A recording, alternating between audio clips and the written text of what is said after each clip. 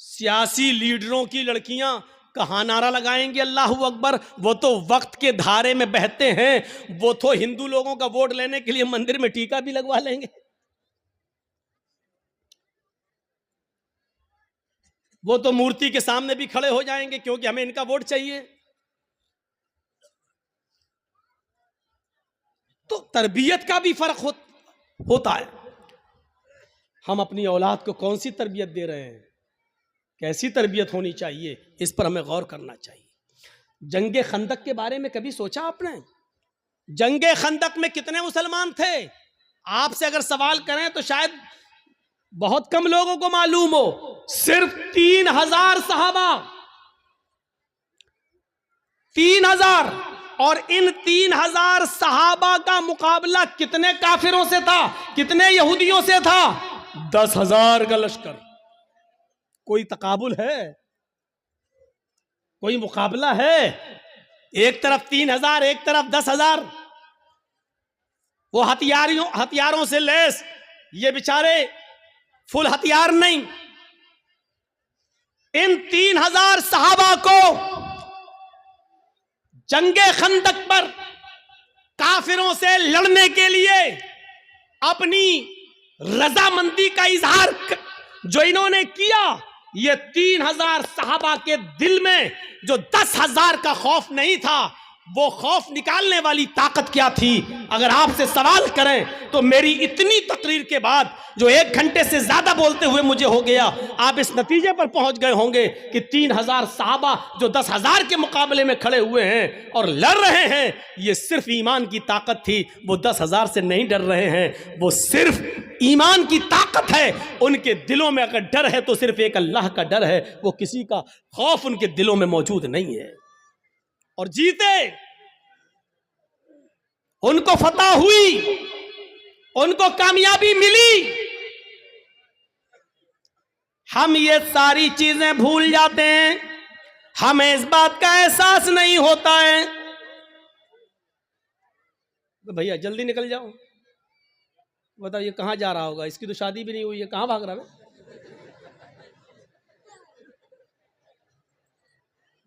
वो देखो, वो चाचा उठ के जा रहे हैं।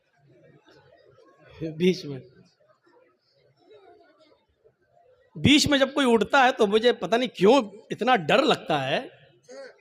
एक बार हैदराबाद में प्रोग्राम कर रहा था ना, तो बीच में एक आदमी उठ गया, तो मुझे पता नहीं, उठा पेशाब करता है, सीधे आया, मेरा माइक पकड़ के और माइक वाइक फेंक दिया उठा के। और फिर उसके बाद अंडे चले, टमाटर चले, जूते चले, चप्पल चली। तो उस दिन से एक दहशत तो होती है ना, फिर बीच में उठ रहा कि फिर कोई खड़ा ना हो जाए। तो वो उस दिन से ये है बात, भाई जिसको उठना हुआ करे वो पीछे बैठा करे, जब चाहे तब निकल जाए। जो आदमी आगे बैठते हैं उनको मालूम है ना उनको कितनी बार पेशाब आता है, ज्यादा आता तो पीछे बैठो। और मेरी तकरीर हो रही है, पता नहीं पेशाब क्यों नहीं रोक पाते हैं आप लोग। लोग तो दिल की धड़कनें रोक लेते हैं। एक बार डॉक्टर के पास गया, डॉक्टर मेरा, हमने कहा डॉक्टर साहब जरा वो देख लीजिए मेरा पल्स। बोला नहीं नहीं तुम्हारा तो हाई होगा। हमने कहा अरे देख लीजिए डॉक्टर साहब, उसके बाद दवा। लेकिन आप, मैं मान नहीं सकता, हमें वो थर्मामीटर लगाने की जरूरत ही नहीं है, आपका पल्स देखना ही नहीं है, आपका वो क्या बोलते हैं उसको, बीपी, वो आपका हाई होगा, वो कुछ बड़ा ही होगा, नीचे नहीं हो सकता है। मैंने कहा डॉक्टर साहब सुन पड़ रहे हैं, हाथ पैर जरा कपकपी सी हो रही है। कहता कि जब आपकी तकलीफ सुन के हम लोगों के लेवल हाई हो जाते हैं, हम लोगों का बीपी हाई हो जाता है, तो आपका कैसे लो हो सकता है? उसने चेक नहीं किया, अल्लाह की कसम चेक नहीं किया, ऐसी दवा दी। बोला आपका नहीं करेंगे, हमें कसम है हम भी नहीं करेंगे आपका, और नहीं किया। पता नहीं, वो देखो बेचारे, देखो अब क्या करेंगे घर जाकर। अच्छा, जितना बोलते हैं उतना और लोग उठते हैं। थोड़ी देर बैठ जाओ भाई, थोड़ी देर बैठ जाओ। अब उनको क्या बोले हम?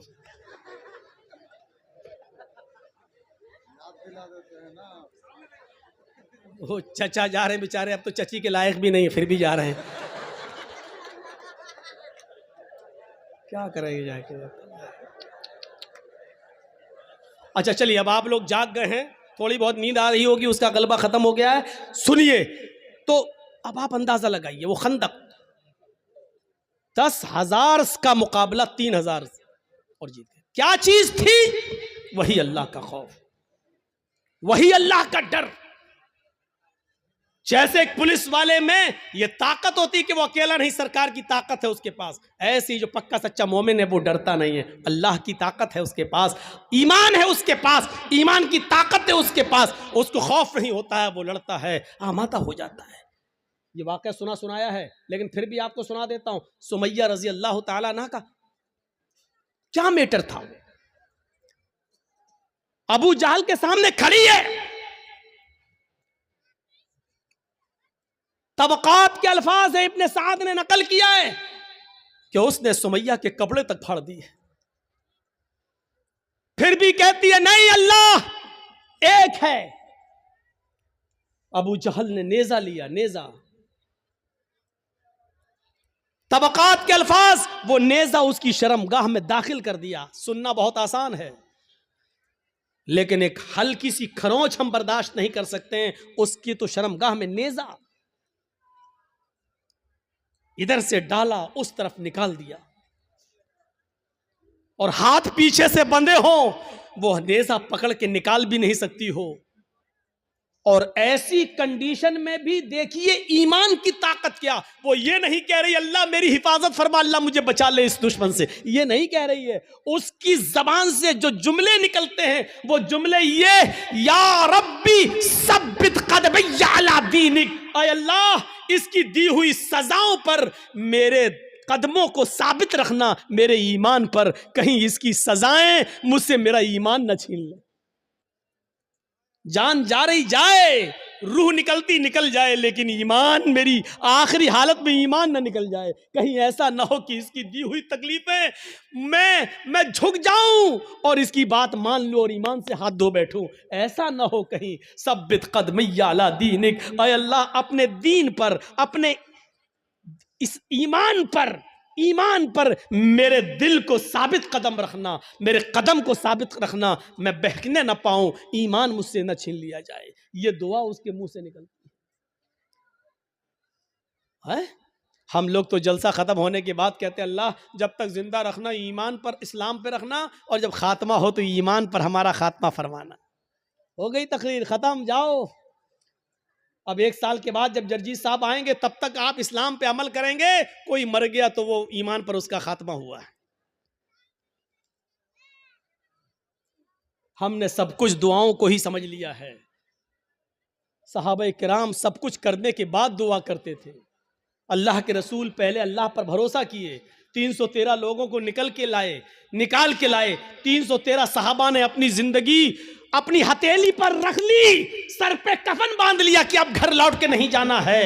1000 का लश्कर सामने, अब अल्लाह के नबी दुआ कर रहे हैं कि अल्लाह अगर ये 313 मिट गए तो कभी जिंदगी में तेरा नाम लेने वाला कोई नहीं होगा। अब ये तू सोच ले, ऐ मेरे परवरदिगार, इनको जिंदा रखना है या नहीं। अगर तुझे अपनी इबादत बाकी रखना है तो हमारी हिफाजत फरमा, अगर अपनी इबादत बाकी नहीं रखना है तो हम मरते हैं मर जाएं, कोई परवाह नहीं। मेरे भाइयों तसव्वुर करो,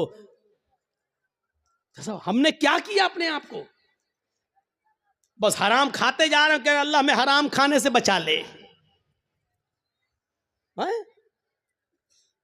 सारी बुराइयां, हम शराब पीते जा रहे हैं, फिर कह अल्लाह हमें शराब की लत लग गई, अल्लाह हमें शराब से बचा ले। अल्लाह के बंदे पहले सब कुछ छोड़ फिर दुआ कर। अल्लाह के बंदे पहले हराम छोड़ और हलाल खा और उसके बाद दुआ कर के अल्लाह मुझे अब जो हलाल खाया है इसी पर कायम रखना। अल्लाह हराम का लुक्मा मेरे हलक के नीचे ना उतरने पाए। अब दुआ करो, हराम खाते जाओ और दुआ करो अल्लाह हराम से बचा ले। शराब पीते रहो और दुआ करो अल्लाह शराब से बचा ले। बेपर्दगी के साथ हमारी माँ बहन बेटियां निकलती रहो और दुआ करे अल्लाह हमें पर्दा करने की तौफीक अता फरमा। जिंदगी में नहीं मिलेगी ऐसी तौफीक। इन्नल्लाह ला युगय्यिरु मा बिक़ौमिन हत्ता युगय्यिरु मा बिअनफुसिहिम। अल्लाह किसी कौम की हालत उस वक्त तक नहीं बदलता जब तक कि कोई कौम अपनी हालत को खुद बदलने की फिक्र नहीं करती है। पहले हमें चेंज होना पड़ेगा, पहले हमें बदलना पड़ेगा।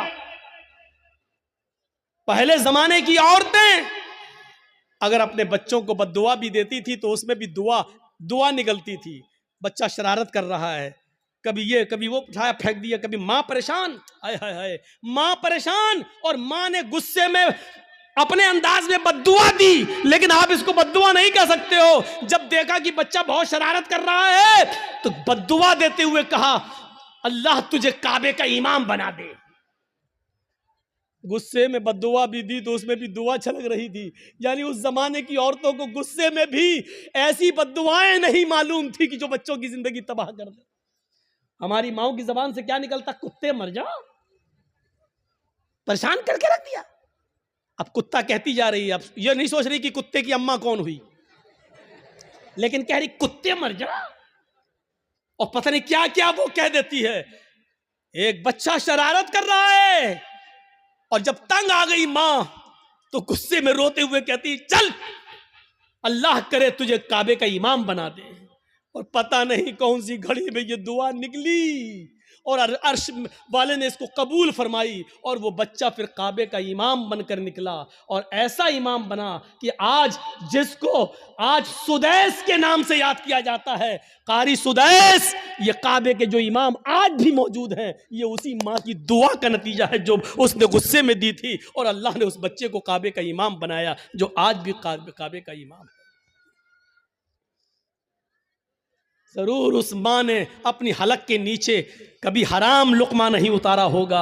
अगर हराम लुकमा खाया होता तो ये दुआ कबूल ना होती। जरूर उस माँ की रगों में हलाल खून दौड़ रहा था और हलाल खून दौड़ने की दुआ का नतीजा था कि वो बच्चा काबे का इमाम बना। अगर आप चाहती हो कि हमारे बच्चे इब्न तैमिया बने, हमारे बच्चे सनाउल्लाह हमरसरी बने, हमारे बच्चे इब्न क़य्यिम बने, इब्नुल जौज़ी बने, हमारे बच्चे अहमद इब्न हंबल बने, हमारे बच्चे इमाम मालिक की तरह बने, तो आए मेरी माँ बहनों, तुम्हें अपनी रगों में हलाल खून दौड़ाना पड़ेगा, हलाल रोजी खाना पड़ेगी, रिस्क हलाल का एहतिमाम करना होगा। आधी रोटी सही लेकिन हलाल, भूखा सो जाना गवारा है लेकिन हराम लुकमा खाना गवारा ना हो, तब तुम्हारे कोख से पैदा होने वाले बच्चे इब्न तैमिया बनेंगे, इब्न क़य्यिम बनेंगे, सनाउल्लाह बनेंगे, इमाम मालिक बनेंगे, अहमद इब्न हंबल बनेंगे, तब बनेंगे। सब कुछ खाती रहो और कहो कि अल्लाह हमारे बच्चे को काबे का इमाम बना दे, नहीं हो सकता है। ये तल्ख जुमले तुम्हें सुनना पड़ेंगे।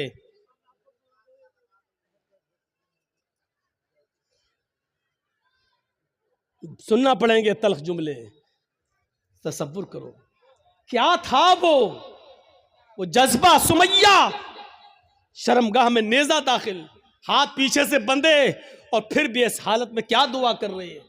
आप ये नहीं कहोगे आपका बेटा हॉस्पिटल में भर्ती है, वेंटिलेटर पर रखा हुआ है, या कोई बाप वेंटिलेटर पर रखा है, आप हमारे पास आएंगे, जर्जी साहब महलदार पाड़ा में आए, जुमे का खुतबा देना है, आप पर्ची लेके आएंगे, मौलाना साहब जुमे के खुतबे में के बाद हमारे अब्बू के लिए दुआ कर दीजिए, अल्लाह उनको शिफाए कामला अता फरमाए। ऐसे मौके पर भी आपको इस दुआ की फिक्र होगी कि हमारे अब्बू के लिए दुआ कर दो कि अल्लाह उनको शिफा दे, लेकिन इस मौके पर दुआ ये नहीं होगी कि अल्लाह रब्बुल आलमीन से ये दुआ कीजिए कि मेरे बाप का खातिमा ईमान पर हो, वो इस दुनिया से जाए तो गुनाहों से पाक व साफ जाए, अल्लाह मेरे बाप को गुनाहों से तौबा करने की तौफीक अता फरमा। ये दुआ आप नहीं करवाएंगे मस्जिद के इमाम से और जर्जी साहब से, आप दुआ ये करवाएंगे कि कहो अल्लाह ताला उनको शिफाए कामला और आजला अता फरमाए। मैं ये नहीं कह रहा हूं कि ये दुआ करना गलत है, जायज है, लेकिन सुनो हजरत सुमैया ने उस मौके पर यह नहीं कहा अल्लाह मेरी हिफाजत फरमा, अल्लाह इसने नेजा मारा है तू मुझे शिफा दे,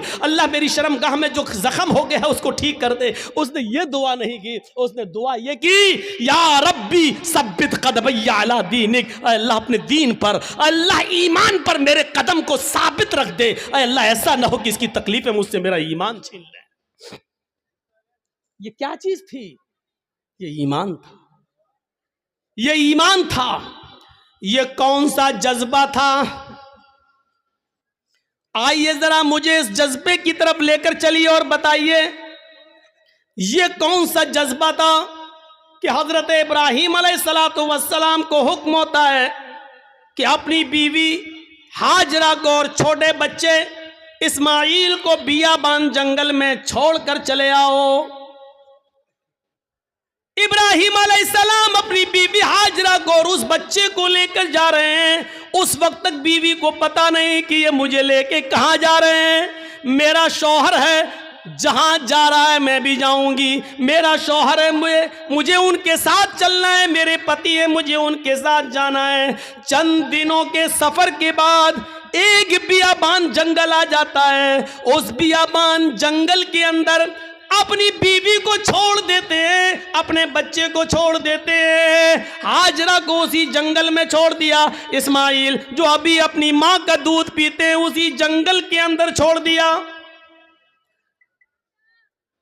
थोड़ी देर बैठते हैं, सस्ताते हैं और फिर वहां से जाने लगते हैं। इस मंजर पर जरा गौर कीजिए मेरे साथियों, यह मंजर हमें कुछ और बताता है। उस बियाबान जंगल में छोड़ दिया। आज जिस जंगल को हम मीना के नाम से जानते हैं, मीना की वादी के नाम से जानते हैं, उस जंगल में छोड़ दिया है। आपको पहले उसकी एक कंडीशन बता दें, आप यहां से कलियाचक तक जाएंगे, जगह जगह पर आपको बिजली के पोल मिलेंगे, जगह जगह पर आपको बिजली के खंबे मिलेंगे, आप रोशनी पाएंगे और सीधे कलियाचक पहुंच जाएंगे। लेकिन उस जमाने में बिजली के खंबे नहीं लगे हैं, दिन में भी साएं साएं बीत रही है। इब्राहिम अलैहिस्सलाम ने, हाजरा ने उस जंगल में दाएं बाएं देखा, बड़े बड़े दरख्त तो लगे हैं लेकिन दरख्तों पर एक चिड़िया भी नजर नहीं आ रही है। चिड़िया कैसे नजर आएगी, क्योंकि दूर दूर तक पानी का पता नहीं है, पानी का नामो निशान नहीं है। चिड़िया भी ऐसे दरख्तों पर अपने नेस्ट, अपने घोंसले बनाती हैं जहां आसपास पानी हो, वो पानी पी सके और अपने बच्चों के लिए अपनी चोंच में पानी खींच कर लाकर अपने बच्चों को पिला सके।